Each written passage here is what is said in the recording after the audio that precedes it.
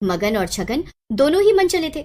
दोनों का मन चंदू की बात सुनने से उस लड़की को देखने का कर रहा होता है, इसलिए दोनों रात में जंगल जाने की योजना बनाते हैं और रात में जंगल पहुंच जाते हैं। अरे छगन, ये जंगल तो बहुत ही डरावना लग रहा है। कहीं उस चंदू के बच्चे ने हमारे साथ मजाक तो नहीं किया? मुझे तो बहुत ही डर लग रहा है। मगन, डर तो मुझे भी बहुत लग रहा है, लेकिन देखना तो पड़ेगा ही ना। वैसे भी सुना नहीं है क्या कि कीचड़ में ही कमल होता है? वैसे सुंदर लड़कियां जंगल में अकेले ही रहती हैं। अब ये बकवास बात कहाँ से सुन ली तूने? कौन से बाबा ने बताई तेरे को ये बात कि सुंदर लड़कियां जंगल में रहती हैं? ये बात श्री श्री श्री 1,00,000 बाबा छगन दास ने बताई है। जैसे ही छगन की बात खत्म होती है तब सुरीली आवाज आती है, अरे ओ छगन और मगन, तुम दोनों मुझे ही ढूंढ रहे हो क्या? बताओ। जी जी परी जी, मैं आप ही को ढूंढने आया था, और ये मेरा दोस्त है मगन। हम दोनों आपको ही ढूंढ रहे हैं। छगन की बात सुनकर लड़की की आवाज फिर से आती है, बहुत ही मन चले हो तुम दोनों के साथ खूब पटेगी। चलो हवेली पर, वहीं मिलते हैं। आवाज सुनकर मगन खुश हो जाता है।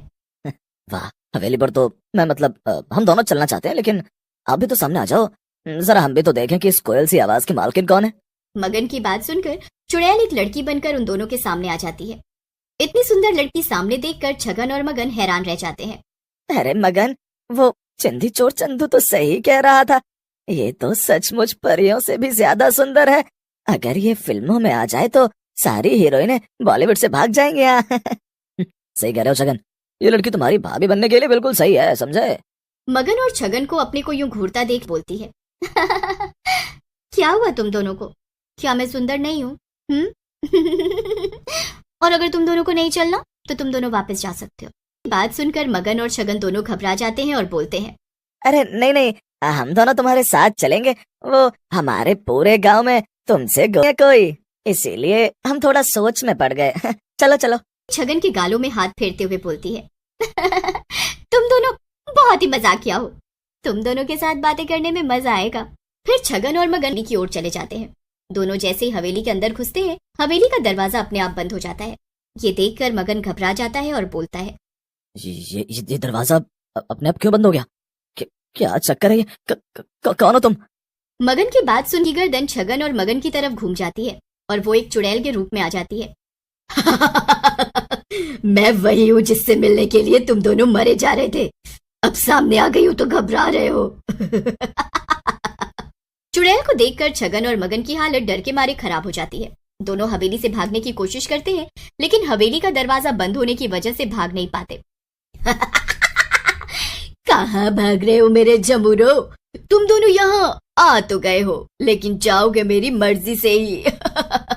चुड़ैल उन दोनों को बांध देती है और बोलती है, तुम दोनों अब मेरा शिकार हो। अगली अमावस्या पर तुम दोनों की बलि देकर तुम दोनों का नरम नरम मांस खाऊंगी। फिर चुड़ैल वहां से चली जाती है। चुड़ैल के जाने के बाद मगन और छगन आपस में बातें करने लगते हैं। ये सब उस चंदू चोर का किया धरा है। एक बार मुझे मिल जाए, मैं उसका गला दबा दूंगा, छोड़ूंगा नहीं मैं उसे। गुस्सा मत हो छगन, तू उसे तब पकड़ेगा जब यहाँ से जिंदा बाहर जा पाएगा। नंदू की बात सुनकर वहाँ खड़ा चंदू सरपंच और नंदू को सारी बात बताता है, जिसे सुनकर सरपंच जी बोलते हैं, तुम बहुत बड़े मूर्ख हो चंदू। अपने जरा से मजाक के लिए तुमने 2 जिंदगियां खतरे में डाल दी। आपका गुस्सा होना जायज है सरपंच जी, मैं उन दोनों को जरूर ढूंढ कर लाऊंगा, चाहे कुछ भी हो जाए। रुक जा चंदू, मैं भी तेरे साथ चलता हूँ। अब कुछ भी हो, हम दोनों मिलकर उस चुड़ैल का आतंक इस गांव से खत्म कर देंगे। ऐसा कहकर नंदू और चंदू जंगल की ओर चल पड़ते हैं। रास्ते में उन्हें शिव भगवान का मंदिर मिलता है। नंदू मंदिर से शिव भगवान का त्रिशूल ले लेता है। दोनों हवेली के बाहर पहुंच जाते हैं। फिर चंदू और नंदू हवेली की दीवार कूद कर अंदर चले जाते हैं। अंदर उन्हें छगन और मगन बंधे हुए दिखते हैं, लेकिन उन दोनों के कुछ करने से पहले ही वहाँ चुड़ैल आ जाती है और बोलती है,